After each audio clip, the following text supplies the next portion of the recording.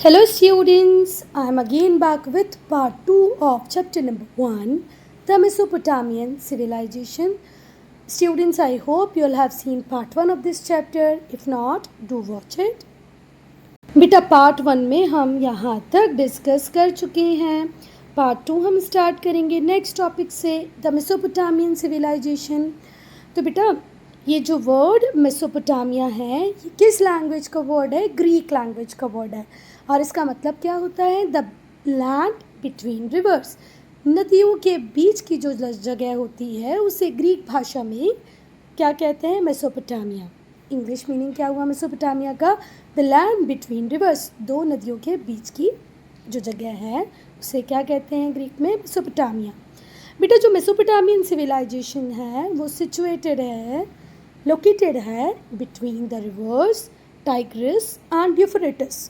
Tigris and Euphrates river के बीच में है वो जगह जहाँ पर फ्लरिश हुई मेसोपोटामियन सिविलाइजेशन. देखो तो यहाँ पर भी वही लिखा है, टाइग्रिस एंड यूफ्रेटिस रिवर के बीच में थी मेसोपोटामियन सिविलाइजेशन. कहाँ पर? मेसोपोटामिया में. बेटा मेसोपोटामिया आज अगर हम करंट डे में देखें तो करंट डे का इराक.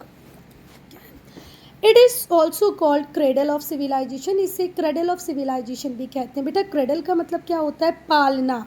पालना आप लोगों ने देखा होगा ना, जो छोटे बच्चों का झूला आता है, ऐसे झूला नहीं देखा आप लोगों ने? ऐसे वाला जो झूला आता है छोटे छोटे बच्चों का, इसको पालना कहते हैं. क्रेडल का मतलब होता है पालना. Cradle of civilisation. तो आप पूरी की पूरी जो सभ्यता है उसका पालना, उसका क्रेडल किसको कहते हैं? मेसोपोटामियन सिविलाइजेशन को. क्योंकि बेटा पहला अर्बन कॉम्प्लेक्स सिस्टम का बर्थ प्लेस मेसोपोटामिया ही है. पहला अर्बन कॉम्प्लेक्स सोसाइटी का जन्म कहाँ पर ही हमने देखा है? मेसोपोटामिया में ही देखा है. अर्बन का मतलब होता है शहरी, कॉम्प्लेक्स का मतलब होता है जटिल, और सोसाइटी का मतलब होता है समाज. तो पहला कॉम्प्लेक्स समाज जो हमने देखा है, जटिल समाज और शहरों का बनना, वो कहाँ पर ही देखा है हमने? मेसोपोटामिया में ही देखा है. So it is also called cradle of civilisation because it is one of the most ancient civilisation.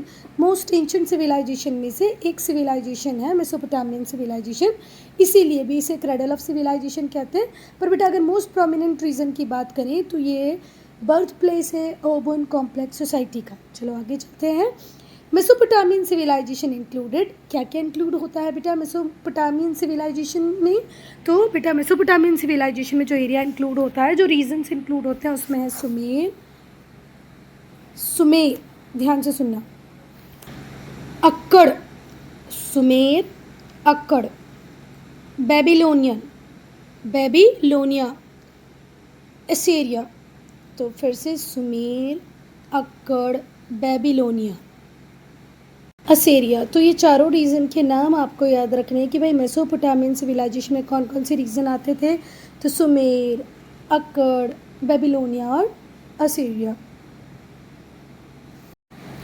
अब बेटा हम सोर्सेज को डिस्कस करेंगे. सोर्सेज बोले तो स्रोत. भाई अगर ये चैप्टर आपकी बुक में है तो कहीं ना कहीं किसी रेफरेंस पॉइंट को तो लिया होगा जिससे देखकर हमने इसमें जो चीज़ें लिखी हैं वो लिखी होंगी, है ना? ऐसे थोड़ी हवा में हिस्ट्री बन जाती है. कहीं ना कहीं हम एविडेंसेस को देखते हैं, उसके अकॉर्डिंग ही हिस्ट्री लिखी जाती है. तो अब हम वो सारे सोर्सेज को डिस्कस करेंगे जिन सोर्सेज को देखकर ये चैप्टर बनाया गया है या मेसोपोटामिया की हिस्ट्री लिखी गई है. Archaeological foundings have discovered evidences. तो बेटा जितने भी आर्कियोलॉजिस्ट थे उन सब ने कहीं ना कहीं बहुत सारे एविडेंसेस को फाइंड किया है जो कब के हैं? मेसोपोटामियन सिविलाइजेशन के हैं. मतलब हमें बहुत सारे एविडेंसेस ऐसे मिले हैं, आर्कियोलॉजिकल फाइंडिंग्स ऐसी हुई हैं जो किस टाइम की हैं? जब मेसोपोटामियन सिविलाइजेशन होती थी. तो बेटा हमें मिली सील्स. सील्स आप सबको पता है क्या होती हैं? आप लोगों ने देखा होगा ना, आपकी जो अभी मार्कशीट बन के आई है उसके ऊपर सील्स लगती हैं. तो वैसे ही पहले भी सील चलती थी. तो सील्स द जिगुरट एट, और इसको बेटा ऊर नहीं पढ़ना है, जिगुरट एट आर. जिगुरट क्या होता है बेटा? एक एंशिएंट टेम्पल है मेसोपोटामिया में. एक एंशिएंट टेम्पल है, उसमें टावर है. तो वो भी एक सोर्स बनता है जिसको आप एविडेंस की तरह यूज़ कर सकते हो कि भाई मेसोपोटामिया में आर्किटेक्चर स्टाइल इतना डेवलप हो चुका था। तो सील्स द जिगरेट और अगर हम लिटरेरी टेक्स्ट की बात करें कि भाई उस टाइम का लिखा हुआ कुछ मिला है, तो हाँ मिला है। एक राजा होते थे मेसोपोटामिया में, गिलगमेश, उनकी एपिक मिली है। जैसे हमारे यहाँ रामायण है, महाभारत है, ये माइथोलॉजी है, एपिक हैं, वैसे ही अगर हम कहाँ की बात करते हैं बेटा, इजिप्ट की नहीं, मेसोपोटामिया की बात करते हैं। इजिप्ट नहीं, मेसोपोटामिया। तो मेसोपोटामिया में एक राजा हुए गिलगमेश, उनकी एपिक है। और भी कुछ आर्कियोलॉजिकल सोर्सेस हमें मिले हैं। सील्स के बेसिस पे आप मेसोपोटामिया की हिस्ट्री जान सकते हैं, समझ सकते हैं।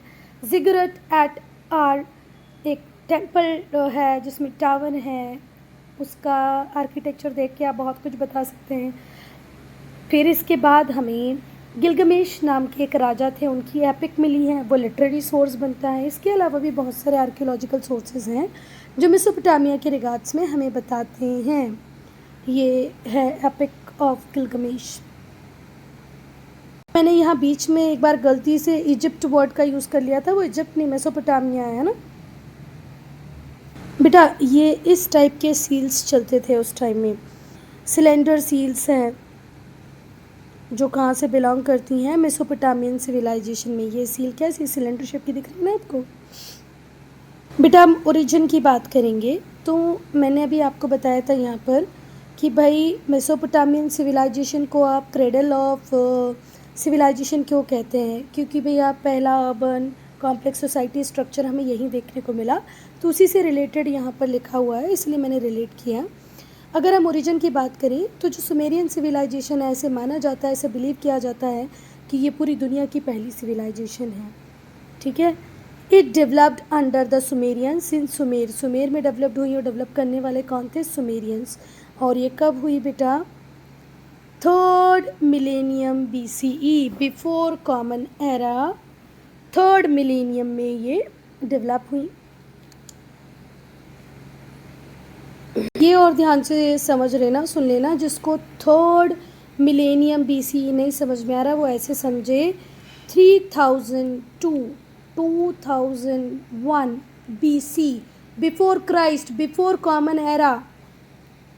3000 to 2001 वाला जो पीरियड है उसे हम कहेंगे 3rd millennium BCE, before Christ या BCE, दोनों को आप यूज़ कर सकते हो। ठीक है।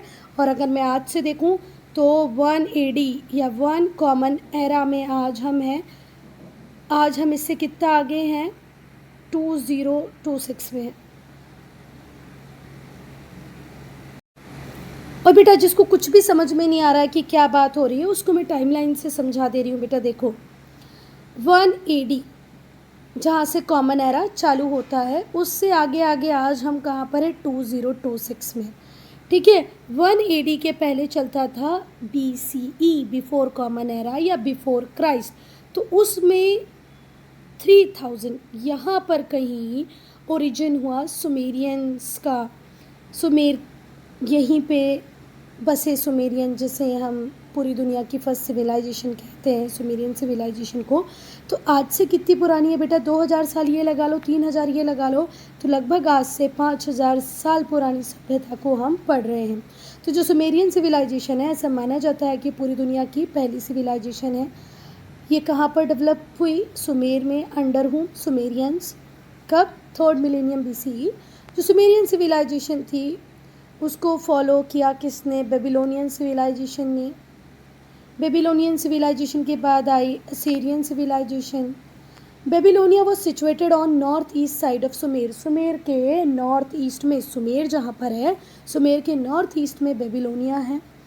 इसके बाद या meanwhile Assyrian was located on highland in the north.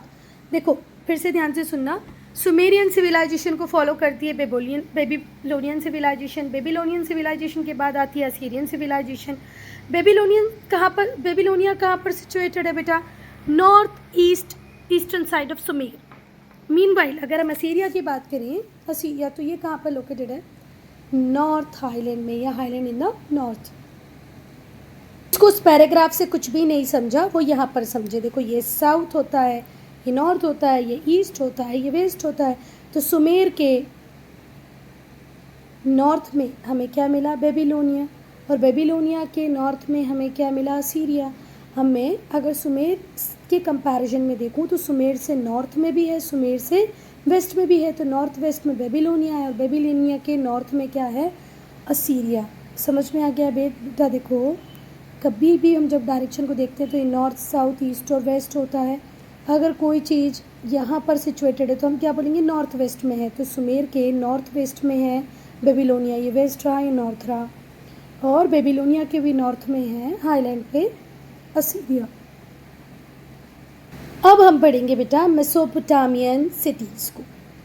जैसे हम जब इंडस वैली सिविलाइजेशन को पढ़ते हैं तो उसमें पढ़ते हैं ना हड़प्पा, मोहनजोदड़ो, पढ़ते हैं ना, वैसे ही अब हम मेसोपोटामियन सिटीज़ को पढ़ेंगे। तो जितने भी एक्सकवेशंस हुए उन्होंने ये रिवील किया है कि बहुत सारी बड़ी बड़ी एंशिएंट सिटीज़ थी। कहाँ पर, मेसोपोटामियन सिविलाइजेशन में। मेसोपोटामियन सिविलाइजेशन में बहुत बड़ी बड़ी सिटीज़ होती थी। इनके नाम क्या क्या थे बेटा? एक एक करके इनके नाम पढ़ूंगी, आप लोग ध्यान से सुनना। 2 4 5 के नाम कोशिश करना याद रह जाएं। तो जब एक्सकवेशंस हुए तो उनमें ये रिवील हुआ, ये हमें पता चला कि मेसोपोटामियन सिविलाइजेशन जो है उसमें बहुत बड़ी बड़ी सिटीज़ थी, बहुत बड़ी एंशिएंट सिटीज़ थी, जैसे Eridu, cash, उरूक, Eridu, cash, उरूक, लगाश, Asur, निन्वे, निम्रुद and आप भी बोल सकते हो, पर कहीं कहीं इसका प्रोनाउंसिएशन और भी है, कहीं सिर्फ और है। देख लेना बेटा, स्पेलिंग याद रखना। निर्मुड, निन्वे, असुर, लगाश, उरूक, किश, एरिडो, ये मेसोपोटामियन सिविलाइजेशन की बड़ी बड़ी सिटीज़ के नाम हैं। ये जो सिटीज़ हैं were also called temple cities. इन्हें हम टेम्पल सिटीज़ भी कहते हैं क्योंकि ये टेम्पल के आसपास ही बनी थी। जैसे यहाँ पर एक टेम्पल है और इस टेम्पल के पास पूरी सिटी बसी हुई थी, इसीलिए हम इन्हें टेम्पल सिटीज़ कहते हैं। अगर आपसे कोई पूछे भाई कि क्यों इरुडू, केश, उरूक, अशूर इन्हें टेम्पल सिटीज़ कहते हैं, तो आप क्या बोलेंगे? Because they were built around temples, temple के आसपास ही ये बनी हैं। ये जो टेम्पल सिटीज़ हैं बाद में डेवलप हुई सिटी स्टेट्स में, और जो रूलर थे सिटीज़ के उन्हें कहा जाने लगा, तो बेटा जो रूलर होते थे इन सिटीज़ के उन्हें क्या कहा जाता था? एनसीज। अब बेटा मेसोपोटामियन लैंग्वेज की बात करें, मेसोपोटामियन वर्ड एनसीज की बात करें, या एनसी भी बोलते हैं कई बार इसको, तो बेटा ये कई बार इसका रेफरेंस ऐसे दिया जाता है कि ये वो व्यक्ति है जिसके पास एग्रीकल्चरल लैंड होती थी। कई बार इसे राजकुमार भी कह देते हैं, कई बार इसे ये कहते हैं कि रिलीजियस लीडर है। तो जो रूलर था सिटी का उसे एक टर्म दिया गया, एक शब्द दिया गया, वो था एनसी या एंसिस। अब बेटा ध्यान से सुनना, बहुत इंपॉर्टेंट है। जो सिटीज़ होती थी उन्हें 3 पार्ट्स में डिवाइड किया जाता था। सेक्रेड एरिया है ना, जहाँ पर पूजा पाठ रिलीजियस एक्टिविटी होती थी। Walled city on a mount, walled city on a mount, mount आपको पता है एक उठा हुआ एरिया है, उसके आसपास वॉल बनी हुई है। और तीसरा है आउटर टाउन। जो सेक्रेड एरिया होता था उसमें जिगुराट मतलब मंदिर होते थे, ठीक है, उनके पैट्रन गॉड जो भी होते थे उस सिटी के, उसके मंदिर, उसे क्या कहते थे? जिगुराट। जो सेक्रेड एरिया होता था उसमें घर भी होते थे, ऑफिसेस भी होते थे और स्टोर हाउसेस भी होते थे। तो बेटा जो वॉल्ड सिटी थी और जो आउटर टाउन था उसमें मिट्टी और ईंट से बने हुए घर थे जो रेसिडेंशियल पर्पसेस के लिए यूज़ होते थे, मतलब लोग वहाँ पर रहते थे। जो स्ट्रीट्स थी बेटा वो पेव्ड नहीं थी, मतलब कच्ची गलियाँ थी, पक्की रोड नहीं थी, कोई ड्रेनेज सिस्टम भी नहीं था। इससे अच्छा तो हमारा इंडस वैली सिविलाइजेशन था जिसमें पेव्ड रोड्स थी और ड्रेनेज सिस्टम भी था। पर मेसोपोटामियन सिविलाइजेशन में कोई प्रॉपर ड्रेनेज सिस्टम भी नहीं था और रोड मतलब स्ट्रीट भी पेव्ड नहीं थी, मतलब पक्की नहीं थी। जो घर थे वो डिफरेंट साइजेस के थे, पर हर घर का एक कॉमन फीचर था कि इनर कोर्टयार्ड था। घर के अंदर एक छोटा सा कोर्टयार्ड होता था, उसके आसपास रूम होते थे। जैसे ये कोर्टयार्ड हो गया और फिर इसके आसपास रूम बने होते थे, ये कॉमन फीचर था। और स्टोर हाउसेस भी होते थे। जो वॉल्ड सिटी थी और जो आउटर टाउन था वो मड ब्रिक हाउसेस थे। इसे ध्यान से सुनना बेटा, जो वॉल्ड सिटी थी और जो आउटर टाउन था उसमें मड ब्रिक हाउसेस थे, बहुत सारे घर थे जो मिट्टी से ईंट से बने हुए थे। अब हम सोशल क्लासेस को पढ़ेंगे। तो बेटा आप ध्यान से सुनोगे आप कि जो मेसोपोटामियन सोसाइटी थी वो डिफरेंट क्लासेस में डिवाइड थी। राजा बहुत पावरफुल हुआ करता था, obviously बात है राजा है तो पावरफुल होगा ही। वो हेड प्रीस्ट भी होता था, मतलब रिलीजियस मैटर भी राजा के पास ही थे। Who was interested with the duty of performing religious rituals. बेटा जितने भी धार्मिक अनुष्ठान वगैरह होते थे, कर्मकांड होते थे, वो सभी राजा ही करता था। तो राजा क्या भी था, हेड प्रीस्ट भी था। और जैसे आप लोग चंद्रगुप्त मौर्य के टाइम पे देखते हैं तो चंद्रगुप्त सिर्फ राजा होते थे, उनके टाइम में उनके कोर्ट में एक प्रीस्ट भी होते थे ना, एक पंडित होते थे वहाँ पर, ब्राह्मण होते थे जो टाइम टाइम से गाइड करते थे कि भाई ऐसे करना है ऐसे नहीं करना है। पर यहाँ पर जो राजा होता था वही हेड प्रीस्ट होता था, वही रिलीजियस रिचुअल्स को परफॉर्म करता था। सेक्रीफाइसेस, बलि देते हैं ना, जैसे आप लोगों ने बाहुबली में देखा होगा, वो भैंस को काट के वो युद्ध के ऊपर जाते हैं, युद्ध पे जाते हैं, तो उसको क्या बोलते हैं, बलि देना। तो सेक्रीफाइसेस, बलि, वो भी राजा ही देगा। रिलीजियस रिचुअल्स भी राजा ही करेगा। जो रॉयल फैमिली होती थी वो हेड पोजीशन को एंजॉय करती थी, सोसाइटी में बहुत ज़्यादा वेटेज होता था उनका। जो रॉयल फैमिली होती थी, the royal family was followed in importance by the priest, high officials, scribes. Scribes कौन होते थे बेटा, स्किल्ड राइटर्स, जिन्हें लिखने का काम आता था। तो जो रॉयल फैमिली होती थी उसके बाद दूसरे इंपॉर्टेंट पर्सन कौन थे, प्रीस्ट। हेड प्रीस्ट तो राजा ही होगा, पर प्रीस्ट, पंडित, पुजारी, वो भी थे।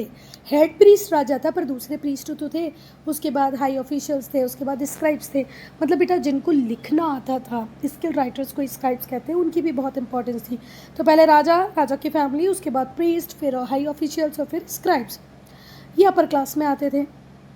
इसके बाद आते थे फार्मर्स, आर्टिशंस, मर्चेंट्स, ट्रेडर्स। सबसे पहला राजा के बाद प्रीस्ट, हाई ऑफिशियल्स, स्क्राइब्स, उसके बाद फार्मर, आर्टिशन, मर्चेंट, ट्रेडर।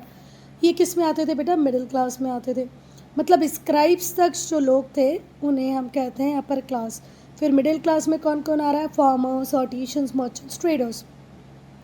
फिर जो लोएस्ट होते थे सोशल हायरार्की में वो स्लेव्स होते थे, गुलाम, जिन्हें खरीदा और बेचा जाता था, ये लोअर क्लास में आते थे। एक बार फिर से मैं बोल देती हूँ, मेसोपोटामिया की जो सोसाइटी थी वो डिफरेंट क्लासेस में डिवाइड थी।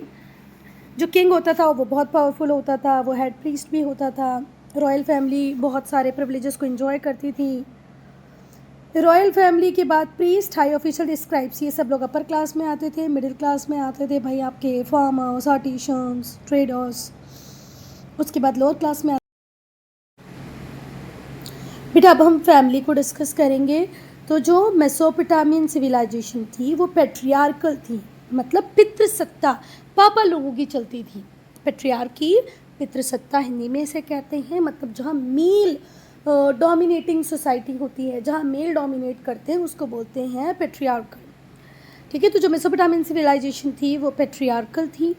इसका मतलब क्या है, जो फादर होते थे वो हेड होते थे फैमिली के। जो यंग बॉयज़ होते थे उन्हें स्कूल भेजा जाता था, यंग गर्ल्स को घर के कामों में लगा दिया जाता था। जो हाउस होल्ड कोर्स होते हैं लड़कियां उनको करती थी, जैसे खाना बनाती थी, स्पिनिंग का काम करती थी। सच में बड़ी ही पैट्रियार्कल नेचर की सोसाइटी थी मेसोपोटामियन। पापा घर के हेड होते थे, लड़के स्कूल जाते थे, लड़कियां घर का काम करती थी, खाना बनाती थी, स्पिनिंग करती थी। स्पिनिंग का मतलब होता है कॉटन से थ्रेड बनाना। कॉटन मतलब जो रुई होती है, रुई से धागा बनाना स्पिनिंग कहलाता है। A few learn to read and कुछ ही होती थी जो घर में रहकर पढ़ती और लिखती थी, पढ़ती और लिखती थी। कुछ औरतें ऐसी भी थीं जिनके पास प्रॉपर्टी थी और वो बिज़नेस भी करती थी।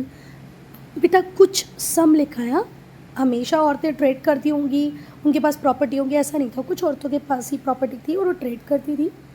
मेन के पास ज़्यादा राइट थे एज़ कम्पेयर टू वीमेन। भाई वो तो होंगे ही ना, क्योंकि सोसाइटी का नेचर ही कैसा है, पैट्रियार्कल।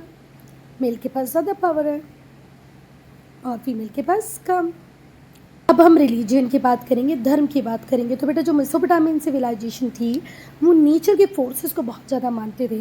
और बेटा हमारे भी ऋग्वैदिक पीरियड की अगर हम बात करें, ऋग्वैदिक पीरियड के पहले की बात करें, तो तब हम भी हमारे नेचर फोर्सेस को बहुत वर्शिप करते थे। सूरज की पूजा करना, चांद की पूजा करना, स्काई को पूजना, बहुत सारे इनके भगवान होते थे, मंदिर भी बनाए गए थे।